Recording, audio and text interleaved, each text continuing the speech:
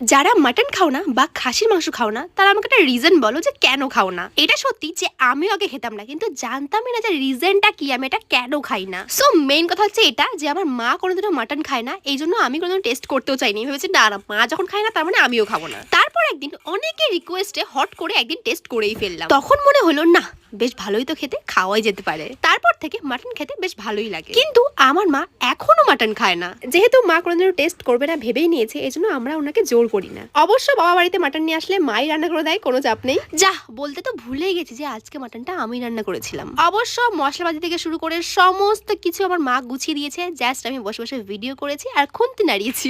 দেন বসে পড়লাম লাঞ্চ করতে। এবার যারা মাটন খেতে ভালোবাসে রীতিমতো জিভ থেকে জল বেরোচ্ছে সেটা আমি জানি। আর যারা কোনোদিন মাটন খাওনি বা টেস্ট করতেও চাও না, তারা একটু রিজন আমাকে বলে যাও যে কেন খাও না, তাহলে আমিও বুঝতে পারবো যে আমি আগে কেন খেতাম না। আর যাদের মাটন ফেভারিট তারা কমেন্টে একটা হাই করে দিও।